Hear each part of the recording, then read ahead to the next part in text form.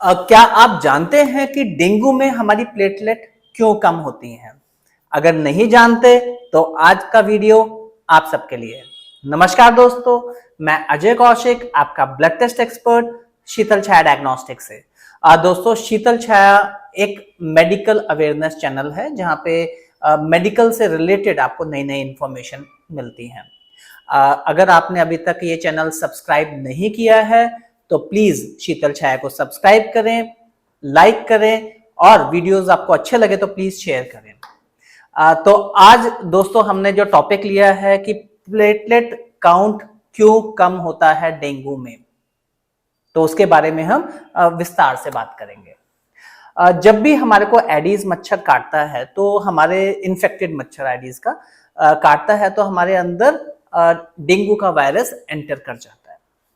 जब वो डेंगू का वायरस एंटर करता है तो वो हमारे बोन मैरो में चला जाता है। बोन मैरो क्या होती है आपको पता है जगह? बोन मैरो में हमारे क्या होता है, हमारा जो ब्लड सेल्स है वहां पे बनते हैं, आरबीसी, डब्ल्यूबीसी, प्लेटलेट, ये सारे बनते हैं। तो वहां पे जब वो जाता है तो वहां पे जाके वो हमारे प्लेटलेट के ऊपर चिपक जाता है, उसको डिस्ट्रॉय करना शुरू कर देता है, उसका स्ट्रक्चर में फर्क कर देता है। अब एक चीज मैं आपको बैकग्राउंड में बताना चाहूंगा कि जो हमारा आरबीसी होता है, रेड ब्लड सेल्स होते हैं, उसकी जो लाइफ होती है वो होती है 120 दिन। मतलब कि वो एक बारी हमारे बोन मैरो से बन के शरीर में आ जाता है तो वो 120 दिन तक जीवित रहते हैं, काम करते हैं। उसी तरह से जो हमारी प्लेटलेट होती हैं उसका लाइफ स्पैन बहुत छोटा होता है। जो लाइफ स्पैन है, जैसे हमारे बोन मैरो में से प्लेटलेट बनती हैं तो उसका जो लाइफ स्पैन है सिर्फ 7 से 10 दिन होता है। 10 दिन में हमारी प्लेटलेट खत्म हो जाएंगी और नई प्लेटलेट फिर बनेंगी जो फिर 7 से 10 दिन रहेंगी। तो अब मैं आपको बताना चाहूंगा, जो वायरस आया, वायरस आके वो हमारी प्लेटलेट के ऊपर चिपक गया और उसको स्ट्रक्चर में डिफरेंस करने लग गया, स्ट्रक्चर उसका चेंज करने लग गया, जिसकी वजह से वो माल फंक्शनिंग करने लग जाता है। प्लेटलेट हमारा माल फंक्शनिंग करने लग जाता है और जैसे ही वो ये काम शुरू करता है वैसे ही हमारा जो शरीर का जो डिफेंस मैकेनिज्म है, हमारा इम्यून सिस्टम है, उसको लगता है कि हमारे शरीर को खतरा है और वो डिफेंस मैकेनिज्म बाहर आके वायरस के अगेंस्ट लड़ाई शुरू कर देता है। जब वो हमारा डिफेंस मैकेनिज्म, जो इम्यून सिस्टम है, वो वायरस के अगेंस्ट लड़ाई शुरू करता है और वायरस कहाँ पे चिपका हुआ है? हमारे प्लेटलेट पे चिपका हुआ है, अटैच है वहां पे।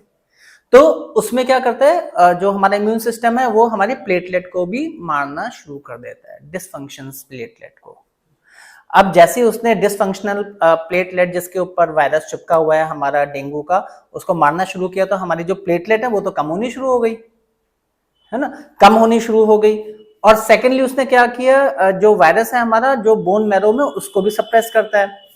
उसकी वजह से उसकी प्रोडक्शन कम हो गई, जो हमारे आरबीसी, डब्ल्यूबीसी, प्लेटलेट है, उसकी प्रोडक्शन कम हो गई। बाकी पैरामीटर जैसे आरबीसी हो गए उसको कोई फर्क नहीं पड़ता क्योंकि जो बॉडी में है वो तो 120 दिन जिंदा रहेंगे ही रहेंगे। बट प्लेटलेट में क्या है कि प्लेटलेट हमारे 7 से 10 दिन में उसकी लाइफ स्पैन है, तो वो खाली 7 से 10 दिन रहेंगे और बोन मैरो में वो बन नहीं रहे हैं 7 से 10 दिन के लिए। तो इसलिए हमारा एकदम से प्लेटलेट कम होना शुरू हो जाता है डेंगू में। तो डेंगू में क्या होता है कि डेंगू में एक ही ट्रीटमेंट होता है, जो हमारा इम्यून सिस्टम है वो अपने आप ही उसको रिवाइव करता है, जिसकी इम्यूनिटी उसकी स्ट्रांग है।